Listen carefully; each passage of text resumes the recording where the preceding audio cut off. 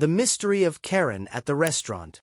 My restaurant, Elixir Gourmet, was known for its first-class cuisine and impeccable service. After years of hard work, it had become one of the most renowned places in the city. A place where every detail was thought out to offer a unique experience. We were always packed, especially on weekends. But nothing could prepare me for the day Karen showed up. Karen was the kind of customer any restaurant owner dreaded. She arrived on a Friday night, at the height of our business, accompanied by a noisy group of friends. I immediately felt a wave of anxiety when I saw her enter. She addressed the host directly. "Good evening. We are a group of 15 people. I would like the best table in the house." The host, Marcos, a dedicated and always polite young man, tried to explain. "Good evening, ma'am. We are currently fully booked. There may be a wait of approximately 1 hour." Karen huffed, crossing her arms. "An hour? Are you kidding me? I'm the owner's best friend. I'm sure he won't be happy to know that you kept me waiting." Marcos looked disconcerted, but before he could answer, I approached. "Good evening. I'm the owner of the restaurant. How can I help you?" Karen looked me up and down, trying to assess me. "Oh, so you're the owner. Great. I'm Karen, and my friends and I want a table right now. And yes, I know it's crowded, but I'm sure you can handle it." I took a deep breath, trying to stay calm. "Karen, I understand that you want a table, but as you can see, we're very busy. If you could wait a little, we'll do our best to accommodate you." She narrowed her eyes, clearly not satisfied with my answer. "You don't understand. I'm the owner's best friend. I'm sure he wouldn't like to know that you're treating me like this." I almost laughed at the irony, but I held myself back. "Well, Karen, since I'm the owner and I don't know you, I'll have to ask you to wait like all the other customers." She opened her mouth, clearly ready to let loose with another of her bravado, but before she could continue, another group of customers caught my attention. I turned, indicating that the conversation was over. Karen and her group were finally seated about an hour later. I watched from afar as she and her friends sat down and made extravagant orders. The waiter, John, came over to me with a worried expression. "Boss, Karen's table is ordering orders that aren't even on the menu. They're making things difficult for the kitchen." I sighed, already foreseeing the confusion this would cause. "Do your best to serve them, John. I want to avoid any major problems. But be careful." The next few hours were a true test of patience. Karen was dissatisfied with everything. The food was cold, the wine wasn't the right year, the waiter wasn't attentive enough. Everything was a reason to complain.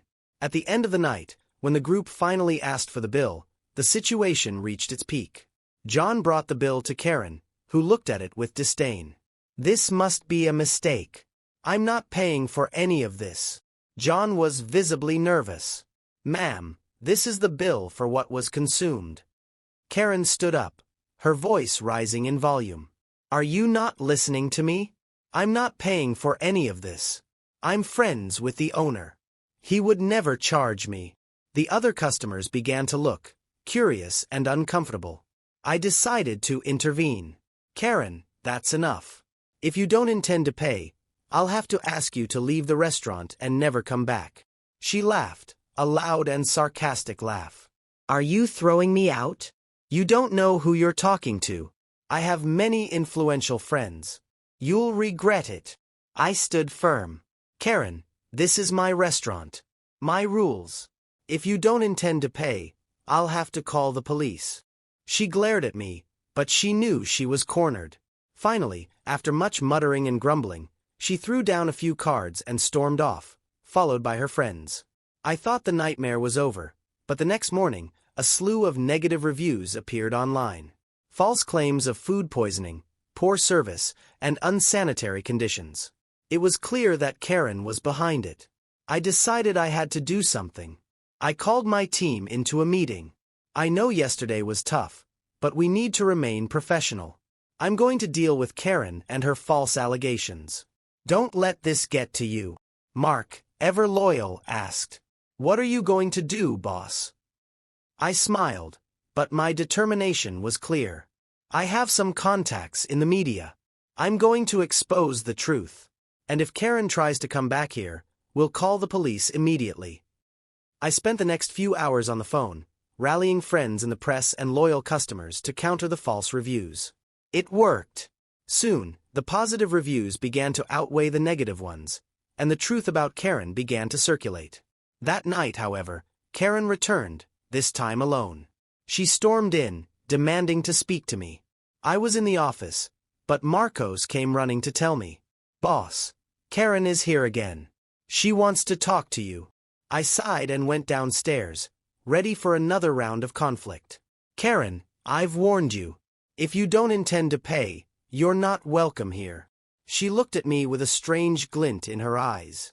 "I came to make a deal." I raised an eyebrow, curious. "A deal?" She nodded. "You take down the negative reviews about me, and I'll stop attacking your restaurant. It may seem like I'm alone, but I have resources. Friends. You're not going to win this war." My patience was running out. "Karen, you came here, treated my employees badly, lied about being my friend, and refused to pay for what you consumed.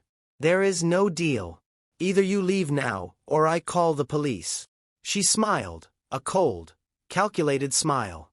"So let's see who has the most to lose." Over the next few days, the war between Karen and me escalated. She used her connections to launch more online attacks, while I used my network to defend my restaurant. In the end, it was a loyal customer who gave me the clue I needed. "Hey, I heard Karen has a history of doing this to other restaurants. She's been banned from several places in the city." That changed everything. With this information, I was able to mobilize other restaurant owners who had been through the same hell I had. Together, we exposed Karen publicly, revealing her pattern of abusive behavior. The backlash was immediate. The fake reviews were removed, and Karen became persona non grata at many establishments in the city. Peace returned to my restaurant, but with a lesson learned. One night, as we were closing for the day, Marcos came up to me. "Boss, what do you think Karen is going to do now?" I smiled, finally feeling genuine relief. "I don't know, Marcos. But one thing is for sure, she won't be bothering us anymore." He laughed, agreeing. "And you know we all support you, right? No matter what happens." I looked at my team, feeling immensely proud. "I know. And I'm very grateful for that.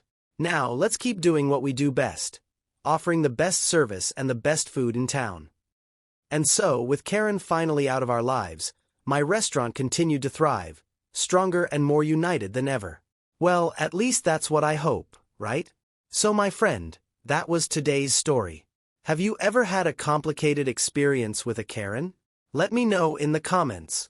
Click the like button, subscribe to the channel so you don't miss any videos, and that's more or less it until the next video. Bye.